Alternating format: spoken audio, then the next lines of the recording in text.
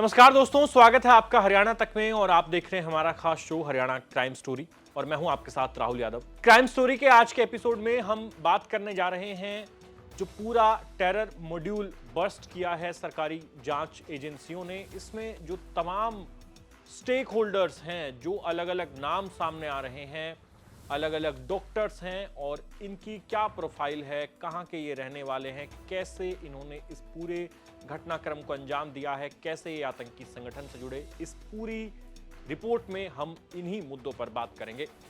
सबसे पहले शुरुआत करते हैं इस कहानी के उस पार्ट की जहां श्रीनगर में पहली बार जो जम्मू कश्मीर पुलिस है उसको इस पूरे मामले की भनक लगी और फिर जांच फरीदाबाद तक पहुंची और अंत में दिल्ली ब्लास्ट हो गया।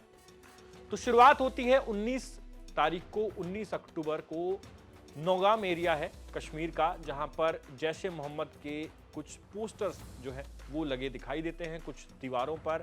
जैश ए मोहम्मद एक प्रतिबंधित आतंकी संगठन है और इसके पोस्टर्स किसने लगाए, जब इसकी जांच शुरू की जम्मू कश्मीर पुलिस ने एफआईआर दर्ज की और पूरे मामले को खंगाला। सीसीटीवी फुटेज सामने आए तो पता लगा कि नौगाम इलाके की एक मस्जिद है, उस मस्जिद में एक मौलवी है जिसका नाम इरफान है, वो जो है इसके पीछे है, इन पोस्टर लगाने के पीछे। इरफान को उठाया गया। इरफान नौगाम की मस्जिद में मौलवी तो था ही, साथ ही साथ वो जो मेडिकल कॉलेज है वहां पर श्रीनगर का, वहां पैरामेडिक्स के तौर पर भी काम करता था, यानी वो मेडिकल के प्रोफेशन से भी जुड़ा था और इमाम भी था एक पास की मस्जिद में, नौगाम इलाके की उस मस्जिद में। अब इस मौलवी को हिरासत में लिया, जेएनके पुलिस ने इससे पूछताछ की तो इसने एक दूसरे शख्स का नाम बताया, डॉक्टर आदिल राथर। अब ये नाम आप अपने जहन में बिठा लीजिए, आदिल अहमद राथर डॉक्टर, ये पहला डॉक्टर है जो इस केस में पकड़ा गया था। डॉक्टर आदिल अहमद राथर जो है वो एमबीबीएस डॉक्टर है और अनंतनाग का जो सरकारी मेडिकल कॉलेज है वहां पोस्टेड था। कुछ दिनों से अपनी ड्यूटी से गायब था। पुलिस को इसकी तलाश थी क्योंकि इरफान जो मौलवी पकड़ा है उसने इसका नाम लिया है, उसने इसके बारे में बताया है। पुलिस जेएनके की इसे गिरफ्तार करती है, कहां से? सहारनपुर अंबाला रोड से। यानी अब जेएनके से जांच निकलकर दूसरे स्टेट में पहुंच गई है और वो स्टेट है यूपी। यूपी का सहारनपुर इलाका है जहां से डॉक्टर आदिल अहमद राठर, इसको गिरफ्तार किया गया। डॉक्टर आदिल अहमद को जेएनके पुलिस अपने साथ ले जाती है, फिर आदिल अहमद से गहनता से पूछताछ होती है तो आदिल अहमद फिर इसमें आगे जो दूसरे संदिग्ध हैं उनके नाम एक एक करके बताता चलता है और सबसे पहले उसने जो नाम बताए वो डॉक्टर मुजम्मिल शकील है और दूसरा नाम डॉक्टर शाहीना सईद का है। यानी अब इस पूरे केस में जो डॉक्टर्स कैसे इन्वॉल्व हुए, एमबीबीएस की पढ़ाई कर चुके हैं, अलग अलग यूनिवर्सिटियों में पढ़ा रहे हैं, बावजूद इसके ये आतंकी संगठन से कैसे जुड़े, अब वो पूरा मॉडल धीरे धीरे खुलना शुरू हो गया। डॉक्टर आदिल अहमद राठर की गिरफ्तारी के बाद दूसरी गिरफ्तारी होती है 5 नवंबर को। आदिल अहमद राठर को गिरफ्तार किया गया सहारनपुर अंबाला रोड से और उसके बाद देखिए उसके जो अनंतनाग में जहां वो पोस्टेड था, काम करता था, उसके लॉकर से AK-47 बरामद की जेएनके पुलिस ने।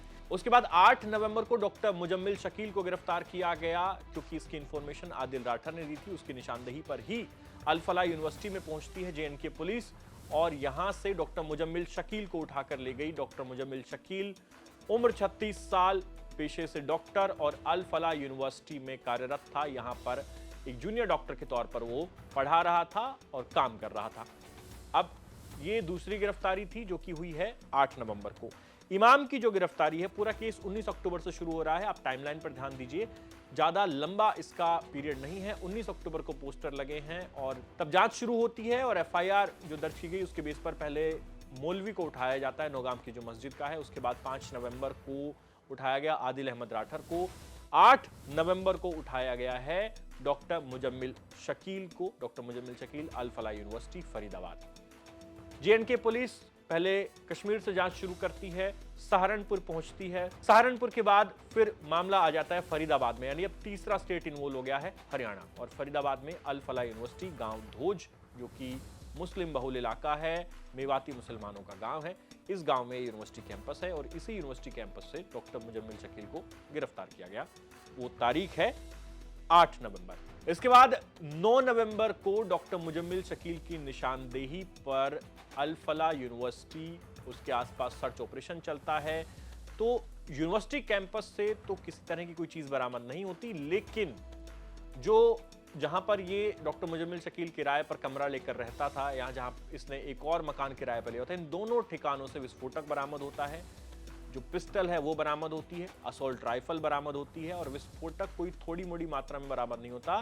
जिस कमरे में रहता था मुजम्मिल शकील, वहां से 350 किलो बरामद हुआ और फिर बाकी का जो विस्फोटक है जो कि करीब 2600 किलो था, वो बरामद होता है उस घर से जो कि डॉक्टर मुजम्मिल शकील ने किराए पर लिया था। घर पास की एक मस्जिद है, वहां पर वहां के इमाम का था वो घर और उसने किराए पर दे रखा था। उस घर से ये विस्फोटक बरामद हुआ। यानी 9 तारीख को विस्फोटक बरामद हुआ। 8 को जब गिरफ्तारी हुई डॉक्टर मुजम्मिल शकील की, तब तक इतना हो हल्ला नहीं था। फरीदाबाद में भी किसी को कानो कान भनक नहीं लगी थी। लेकिन जिस दिन ये सर्च ऑपरेशन चला, भारी मात्रा में पुलिस आई क्योंकि विस्फोटक बहुत ज्यादा था। और अब धीरे धीरे जो आदिल राठर पूछताछ में बता रहा था, उससे ये पता चल रहा था कि इनका जो मकसद है वो केवल सिर्फ इतना नहीं है कि ये कोई जो विस्फोटक है वो सिर्फ इकट्ठा कर रहे हैं, बल्कि इनका मकसद उससे आगे इस विस्फोटक को इकट्ठा करके बम धमाके करने का है। या जो टेररिस्ट इनके हैंडलर्स बैठे हैं विदेशों में, खासकर पाकिस्तान में, उनके इशारों पर ये किसी आतंकवादी घटना को अंजाम देने की प्लानिंग में है। यानी पुलिस जो है वो अब हाथ धोकर इनके पीछे पड़ी थी, क्योंकि जितना लग रहा था मामला केवल पोस्टर तक सीमित नहीं था, बात बहुत आगे पहुंच चुकी थी। लिहाजा पुलिस पूरी एहतियात बरत रही थी। 9 तारीख को भारी मात्रा में पुलिस पहुंचती है जेएनके की, और फरीदाबाद की पुलिस कमांडोज होते हैं, सर्च ऑपरेशन चलता है। तो फिर ये 2600 किलो विस्फोटक अमोनियम नाइट्रेट वहां से बरामद होता है उस किराए के घर से, जो कि पास की एक मस्जिद है उसकी मौलवी का है। और वो भी तमाम रिपोर्ट्स आपने हरियाणा तक पर देखी। अब जब मुजम्मिल शकील गिरफ्तार हो गया और उसने ये बता दिया कि वहां पर राइफल रखी है, वहां इतना किलो अमोनियम नाइट्रेट है, वहां इतना, यानी उसकी निशानदेही पर ये तमाम बरामदगी होती रही। लेकिन उसने कुछ और नाम भी बताए।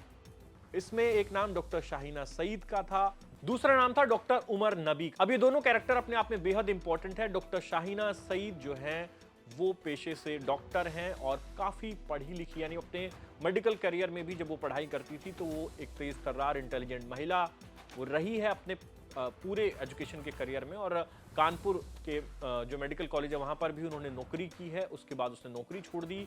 इन लोगों के संपर्क में डॉक्टर शाहीना सईद आई, लखनऊ की रहने वाली है।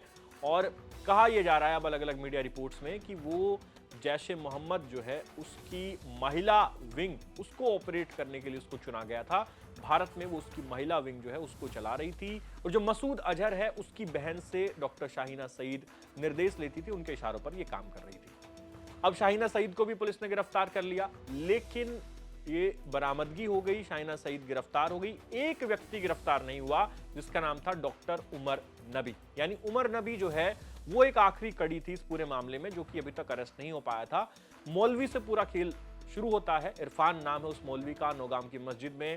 और मेडिकल के फील्ड से आप इसका कनेक्शन ऐसे समझिए कि ये जो मौलवी है ये पैरामेडिक्स के तौर पर काम करता है श्रीनगर के मेडिकल कॉलेज में। और कहा यह जा रहा है कि सुरक्षा एजेंसियां जब जांच कर रही है तो उन्हें पता चला है कि इसी मौलवी ने इन तमाम डॉक्टर्स को, जो कि एक अच्छी खासी जिंदगी जी रहे थे, डॉक्टर बन चुके थे, अलग अलग जगहों पे नौकरी कर रहे थे, इनको रेडिकलाइज किया, इनको टेरर आउटफिट से जोड़ा। और ये जो पूरा इनके ब्रेन वॉश का काम है वो इसी मौलवी ने किया है, जो कि नौगाम की मस्जिद में एक इमाम के तौर पर भी काम कर रहा था और पैरामेडिक स्टाफ के तौर पर श्रीनगर के सरकारी मेडिकल कॉलेज में कार्यरत था। अब सवाल यह है कि ये तमाम गिरफ्तारियां हो रही थी तो डॉक्टर उमर नबी कैसे फरार हो गया। अब इसके पीछे की कहानी पूरी तरह से तो सामने नहीं आई है, लेकिन इतना जरूर पता चल रहा है कि मुजम्मिल शकील की गिरफ्तारी होती है, शाहीना सईद की गिरफ्तारी होती है। इसके बाद डॉक्टर उमर नबी जो है वो अल फलाह यूनिवर्सिटी से वहां से निकल जाता है, वो दिल्ली में एंटर होता है और I-20 गाड़ी जिसमें ब्लास्ट हुआ है उसको डॉक्टर उमर नबी नाम का यही आतंकी चला रहा था। और डॉक्टर उमर नबी और ये जो मुजम्मिल शकील है दोनों एक ही गांव के रहने वाले हैं। कोयल गांव है पुलवामा में। इनके घर भी आसपास बताए जा रहे हैं कि ये दोनों साथ ही पढ़े हैं, एक दूसरे को जानते भी थे और इसी अल फलाह यूनिवर्सिटी में काम भी कर रहे थे। तो अब उमर नबी जो है वो पुलिस की गिरफ्त से बाहर था। पुलिस कोशिश कर रही थी, उसे ट्रेस कर रही थी, लेकिन उमर नबी मिला नहीं। अब जांच एजेंसियां जो है वो क्योंकि बहुत इसमें उनको ये इनपुट मिल रहा था कि ये लोग जब इतना मात्रा में विस्फोटक बरामद हुआ है तो ज़रूर किसी बड़े आतंकी घटना को अंजाम देने वाले हैं। तो पुलिस हाथ धोकर इनके पीछे पड़ी थी। किसी भी तरह से डॉक्टर उमर नबी को पकड़ने की कोशिश की जा रही थी और उमर नबी अपनी i-20 गाड़ी लेकर वहां से निकला। बदरपुर में टोल प्लाजा पे भी उसकी जब गाड़ी गुजरी है उसका सीसीटीवी सामने आया है। फिर ये गाड़ी पहुंचती है लाल किले के पास। यहाँ पर लगभग 3 घंटे तक गाड़ी पार्किंग में खड़ी रहती है, खुद वो पार्किंग में लेकर जाता है, उसकी भी तस्वीरें सामने आई है। और 3 घंटे जब ये गाड़ी पार्किंग में खड़ी रही है, यानी 2-2:30 बजे के करीब ये पार्किंग में घुसा है और लगभग 3 घंटे वहां रहने के बाद गाड़ी लेकर बाहर आया है पार्किंग से, जो लाल किले के पास में पार्किंग है। और इन 3 घंटों में डॉक्टर उमर नबी जो है वो गाड़ी से बाहर ही नहीं आया। अब 3 घंटे उसने गाड़ी में बैठ के क्या किया, किससे उसने बात की, क्या वो प्लानिंग कर रहा था, कहां उसे जाना था, इस पर जांच एजेंसियां अभी भी जो है इनपुट जुटा रही है कि आखिर क्या कोई उसका हैंडलर था या वो किसी का इंतजार कर रहा था, वहां पर किसी तरह की कोई लॉजिस्टिकल सपोर्ट आने वाली थी क्या, या कोई मदद के लिए खड़ा था। इस तमाम पहलुओं पर अभी भी जांच की जा रही है।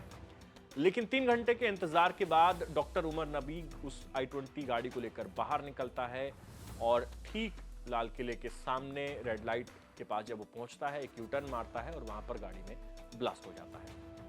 अब इसे फिदाइन अटैक की संज्ञा दी जा रही है। कहा जा रहा है फिदाइन अटैक वो हमला होता है जिसमें हमलावर जो है वो खुद को उड़ा लेता है, यानी ये एक तरह का ऐसा हमला है जिसमें आप खुद भी अपनी जान देते हैं और बाकी जो आसपास के लोग हैं वो भी मारे जाते हैं। तो फिदाइन अटैक इसको करार दिया गया है। लेकिन उसमें भी अब इस बात पर डाउट है कि यह हमला पूरी तरह से उस प्लानिंग के तहत नहीं हो पाया जिसके लिए ये लोग इतने संसाधन इतने लंबे समय से जुटा रहे थे। वो तमाम चीजें इनकी फाइनल लेवल तक जाके उस तरह से एग्जीक्यूट नहीं हो पाई क्योंकि इनके तमाम साथी पकड़े जा रहे थे और अब डॉक्टर उमर नबी को यह डर था कि पकड़ा मैं भी जाऊंगा, लिहाजा उसने हड़बड़ी में इस हमले को अंजाम दिया है। हड़बड़ी में उसने ये धमाका किया है और उसी गाड़ी में वो मौजूद था, i-20 जिसे वो चला रहा था। हालांकि अभी तक उसके पुख्ता तौर पर उसकी बॉडी जो है उसको लेकर डीएनए सैंपलिंग की जा रही है। उसके बाद ही पुख्ता तौर पर यह कहा जाएगा कि जो गाड़ी चलाने वाला शख्स है वो डॉक्टर उमर नबी ही है। हालांकि तस्वीरें उसकी सामने जरूर आई है। अब डॉक्टर उमर नबी के परिवार से लोगों को हिरासत में लिया गया है। उसके भाई हैं बड़े, उनको पकड़ा है, उसके पिता को पकड़ा है, उसकी मां को भी पकड़ा है। तमाम लोगों के डीएनए सैंपल लिए जा रहे हैं और अननोन बॉडी जो एलएनजेपी हॉस्पिटल में है उससे इन तमाम डीएनए सैंपल का मिलान किया जाएगा ताकि ये कंफर्म हो सके कि गाड़ी चलाने वाला इंसान जो है वो डॉक्टर उमर नबी ही था और ये एक तरह का फिदाइन अटैक है, उसने ही खुद को उड़ाया है, जिसमें ये बाकी के जो तमाम लोग हैं भारत के सिटीजन जो हैं वो भी मारे गए हैं। तो इसको एस्टेब्लिश करने में अभी जांच एजेंसी लगी है। पूरा जो केस है वो एनआईए ने टेक ओवर कर लिया है और अब एक एक करके बाकी लोग भी हिरासत में लिए जा रहे हैं। जैसे डॉक्टर शाहीना सईद जो महिला है उसको पकड़ा है, उसकी गाड़ी से कहा हथियार मिले हैं। अल फलाह यूनिवर्सिटी में वो जिस गाड़ी में घूमती थी और उसका भी मुजम्मिल शकील से कई जगह संबंध बताया जा रहा है, कई जगह लिखा जा रहा है कि उसकी कथित गर्लफ्रेंड थी। लेकिन इसको लेकर अभी पुख्ता तौर पर कोई जानकारी सामने नहीं आई है। पर इतना जरूर है कि इस पूरे सिंडिकेट का हिस्सा, इस पूरे टेरर मॉड्यूल का हिस्सा शाहीना सईद भी है और ये तमाम जो डॉक्टर्स हैं उनकी रिक्रूटमेंट एक इरफान नाम के मौलवी ने की है। अब आप सोचिए कि आप एमबीबीएस की पढ़ाई करते हैं, इतनी मेहनत करते हैं, एक गवर्नमेंट मेडिकल कॉलेज में आप सीट निकालते हैं, फिर आप एमबीबीएस करें, फिर आप पढ़ाने लग जाते हैं कई जगह पे जाकर, लेकिन फिर कोई मौलवी आता है और आपका ब्रेन वॉश करता है और आपको इस हद तक ब्रेन वॉश करता है कि आप फिदाइन अटैक के लिए तैयार हो जाते हैं। तो फिर ये बड़ा सवाल है कि आखिर इतने पढ़े लिखे लोग भी अगर इन चीज़ों में ट्रैप हो रहे हैं